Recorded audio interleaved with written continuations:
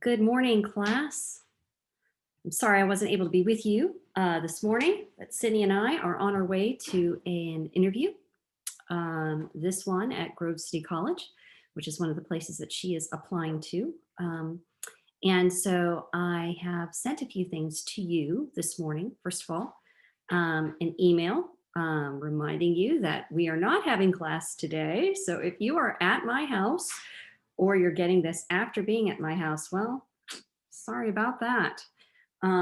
Definitely thought that I had made clear that we were not going to be holding class this Friday. But at any rate, secondly, want to remind you that our movie for this quarter is Amazing Grace, and we are still going to be doing that tomorrow night. It's set for us to begin at 6:30. Food and drinks are provided, and students and one parent can attend. I wish I could make it come one, come all, like we have in years past, and hopefully we'll return to that to the spring. But we're going to be cautious this fall as we are still dealing with challenges where COVID is concerned. So if you are coming, please RSVP, and it would help if you could RSVP by no later than tomorrow morning, just so that I know what to plan where food is concerned. So thirdly, we were supposed to be covering the diary of the Napoleonic foot soldiery. Foot soldiery. What is a foot soldiery? At any rate, there's your humorous moment for the morning. But the diary of a Napoleonic foot soldier. We were supposed to cover that today. And we are not able to do a lit discussion because we are not meeting in class. However, we are going to do it next week. So if you haven't picked up the book yet, if you haven't started reading, you still have a week to do it. It's a very easy read. And I've already given you those questions. So please come prepared to discuss those next week in class.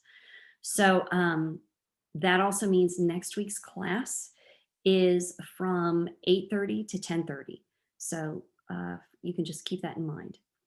And finally, within the email that I sent you this morning, I sent you two things. First are my teacher's notes, which provide a summary both of slavery and how it's being viewed in the North and the South in this particular time period of history. I think I only gave you 3 questions on that this week.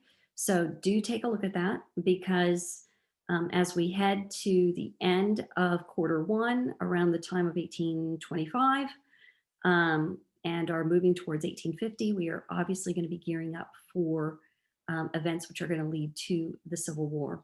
So along with that, I sent a John Green video.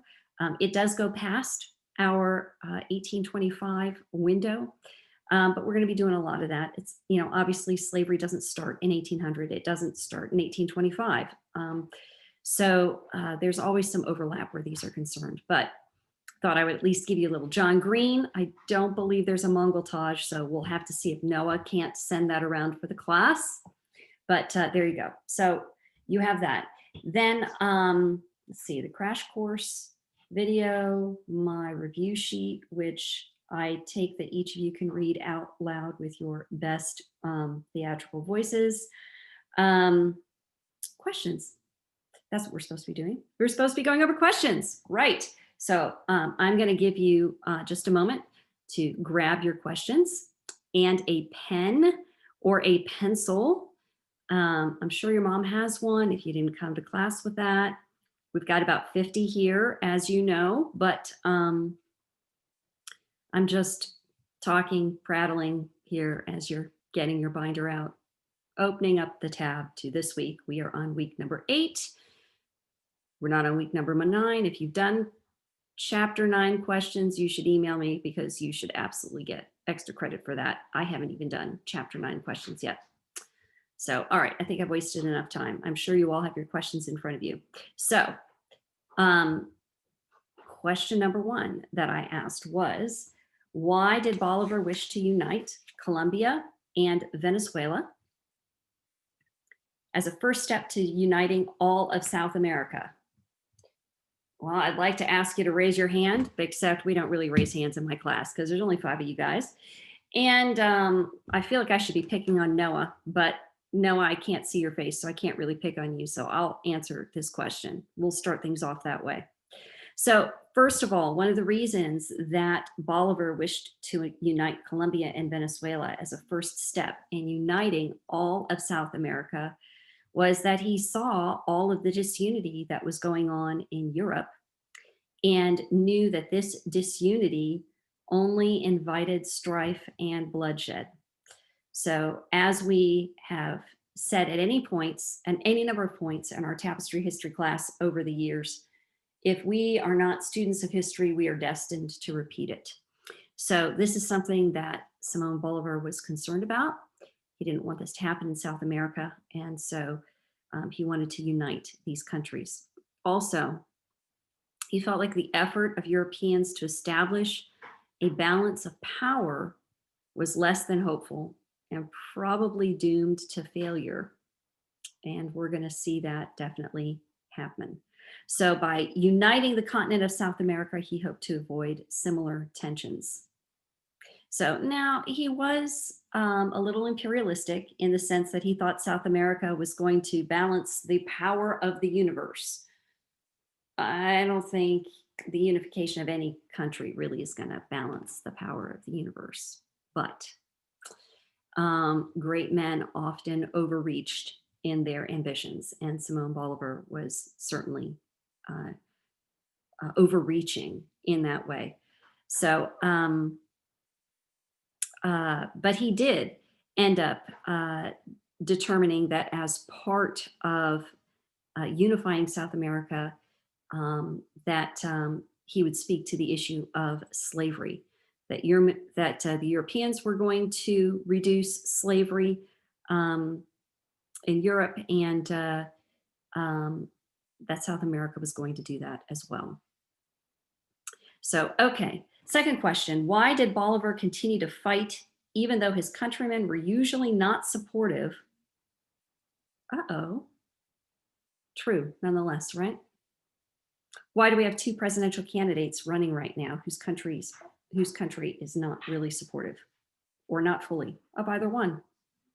Go figure. Okay. Why did Bolivar continue to fight even though his countrymen were usually not supportive, and even in some areas a majority of the natives were royalists? Wow, we find this to be the case, right?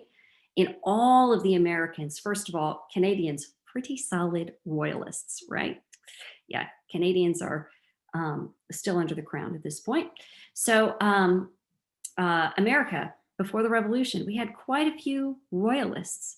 I think the whole aspect of appreciating, longing for, valuing your mother country really has a lot to do with your sense of security as a country.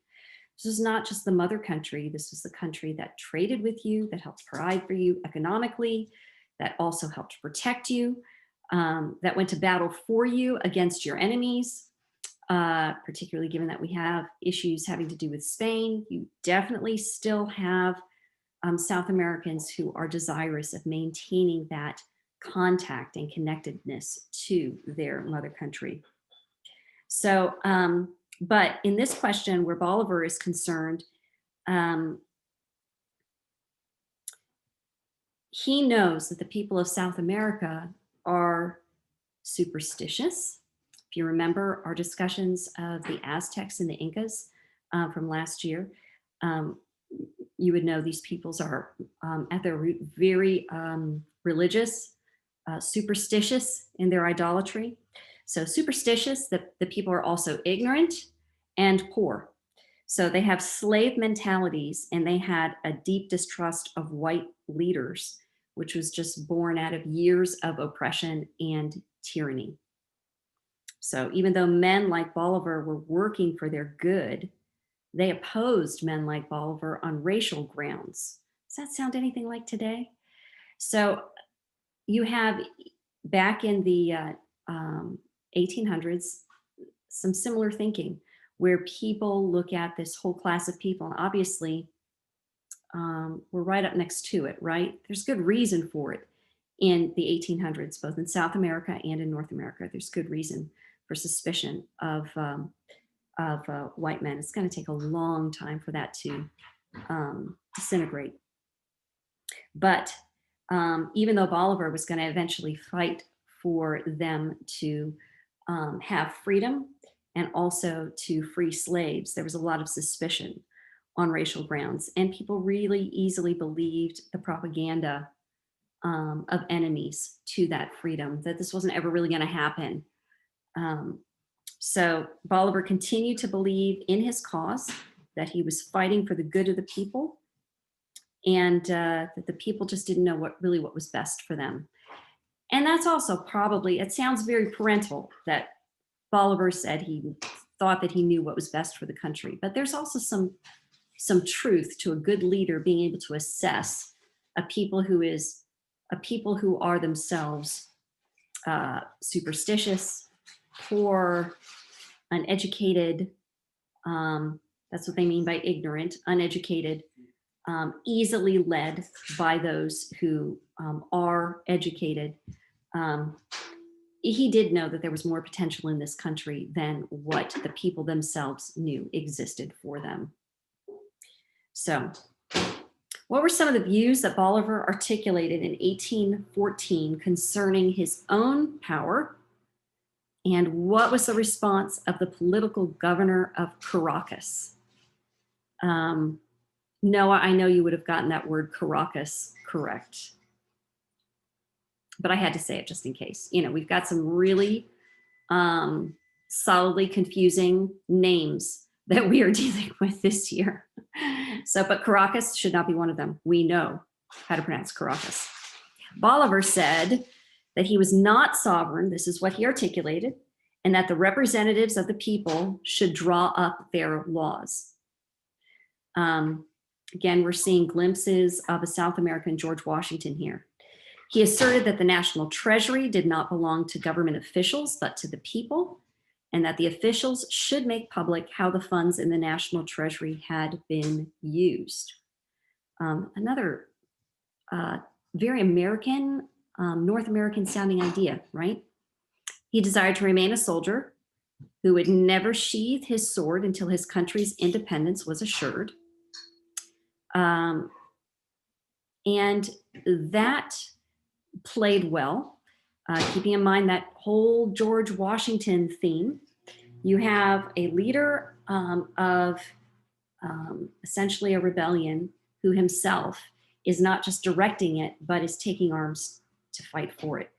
So the governor of Caracas decided he liked what Bolivar was saying so much that he would give him temporary dictatorial powers for the good of the country.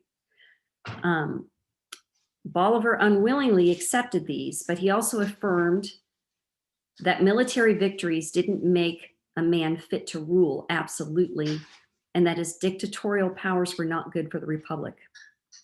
He repeated that the rule of law was really supposed to be the basis for a government for the people. Again, you have a man who is pretty similar in how he is responding to his opportunities here to George Washington. So Bolivar wrote a famous letter from Jamaica, which is question number 4. And some of the ideas that he articulated in that letter are as follows. First, he really castigated Europe for not defending the South American independence. He indicated it was both morally right and reasonable that they helped South Americans resist the oppressive government of Spain, and that it was in their own